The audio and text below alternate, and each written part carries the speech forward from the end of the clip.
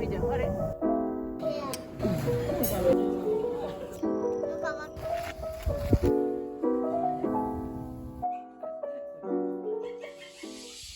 you're a new or returning viewer, welcome to Inaka Vibes and thanks for tuning in. I'm Stephen.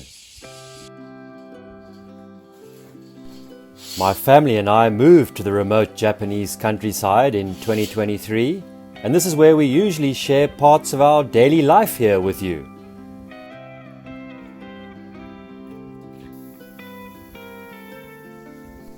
Something a little different this time. We're heading back to my wife's hometown in Nara Prefecture for a bit.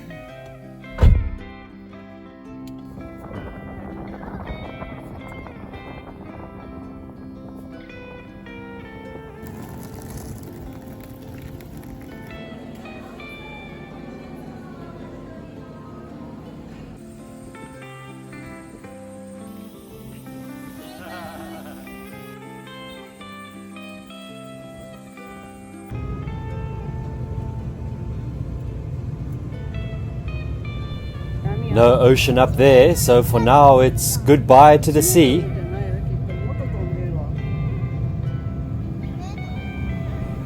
Arriving in Osaka first, we were instantly overwhelmed by the number of people and all the tall buildings.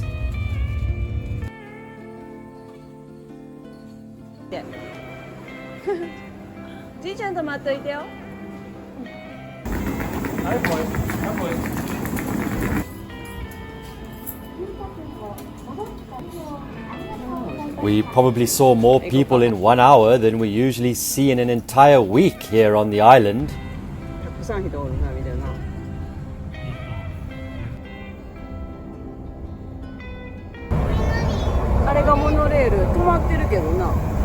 Our daughter Mia is wide-eyed with curiosity, taking in all the new sights. After all, no trains or anything like that back on the island.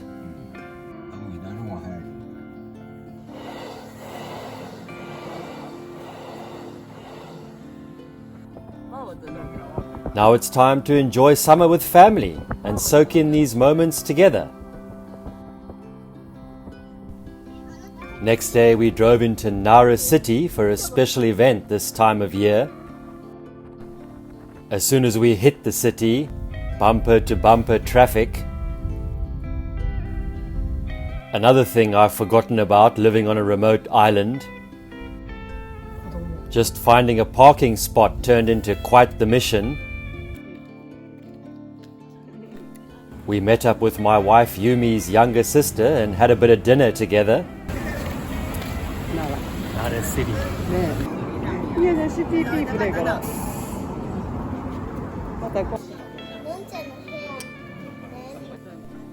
Again, a bit of a change from countryside life, and an evening out in the city was really cool.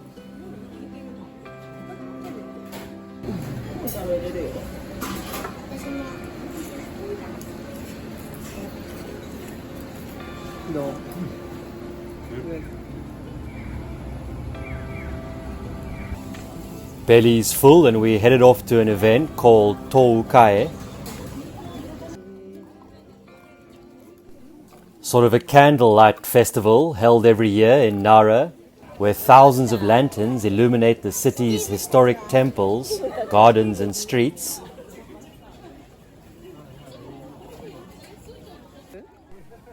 Over 700,000 people attend during its 10-day run, so yeah, a lot more than our island population of just about 27,000.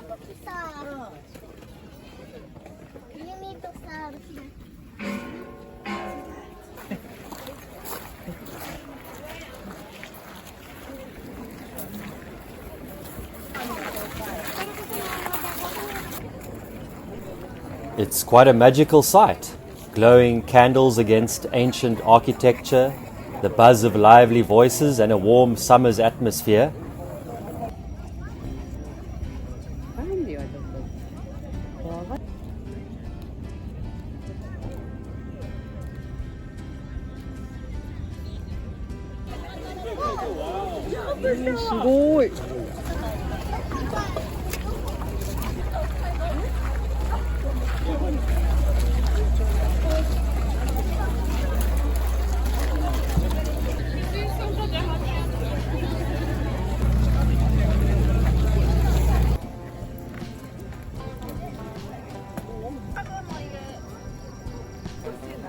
There's even small boats drifting across the water at the lit-up Ukimido pond.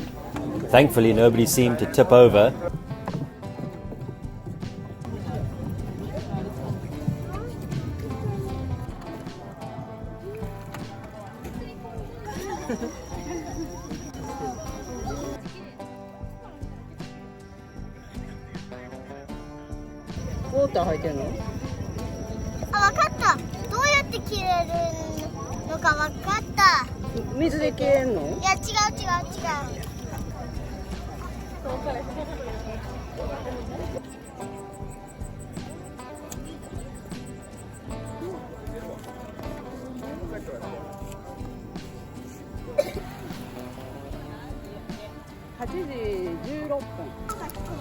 For Mia, this rare night out in such a lively setting was pure fun and adventure.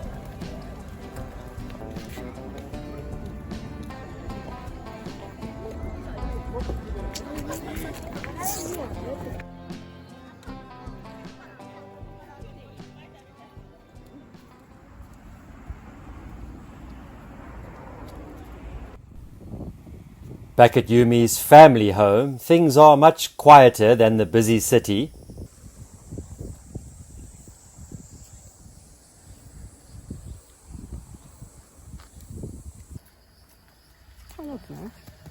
Last year we were like the only ones in here, but I think there's a few. One particular afternoon, we headed out for a good walk around the area and stopped off at a restaurant/cafe, which we have been to before.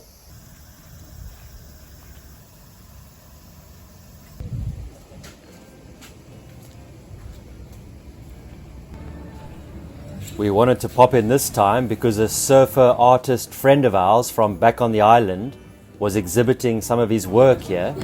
All of Kaiji's stuff, eh? He's actually originally from Nara and knows the owner of the restaurant. Seeing his paintings sure did give us a sense of home.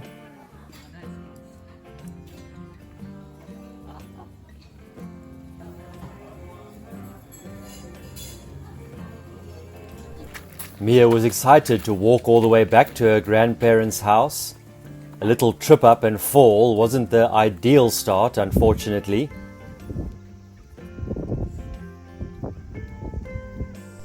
Still, it didn't take her long to bounce back and get going.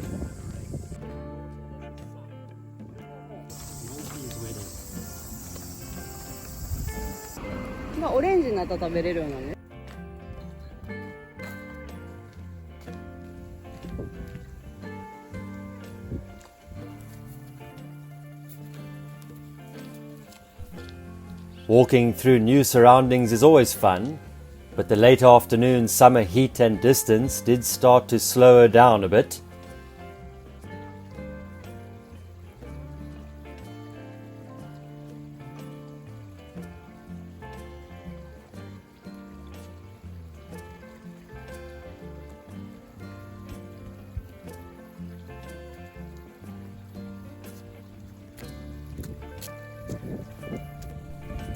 A simple stone throwing game along the way seemed to bring her excitement and energy right back. Kids are amazing like that.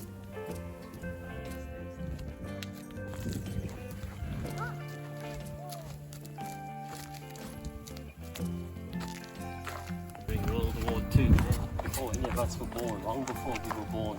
Along our walk, we passed some old air raid shelters, still around after all these years. Mia doesn't really understand yet what they mean, and of course we've never experienced war ourselves. But standing there, we can only hope that the world continues to move toward being a brighter, kinder place.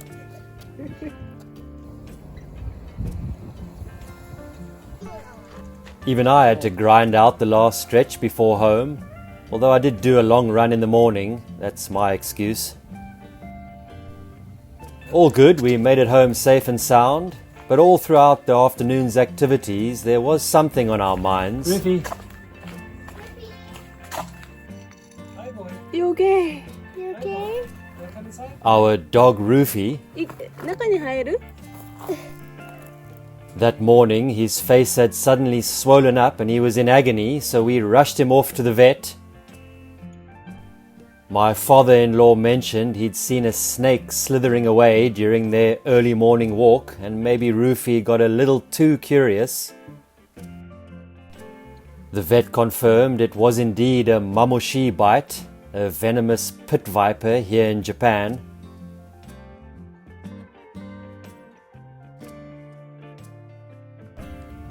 He received the necessary treatment and thankfully by the afternoon was drinking some water again.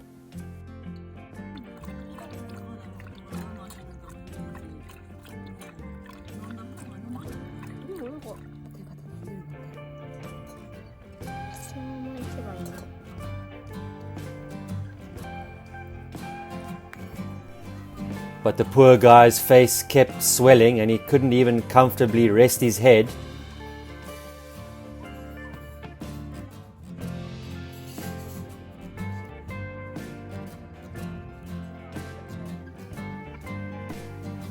Happy to report by the next day, apart from the swelling, he was acting much more like himself again. He was so relieved to see his usual happy energy returning. I always thought there was way more chance of something like that happening back home on the island, where we see snakes often. But there you go, that's life, eh?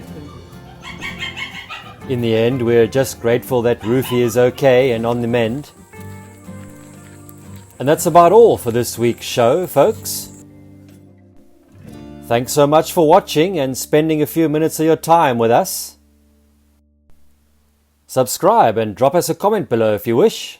Thanks for all the support. See you next time.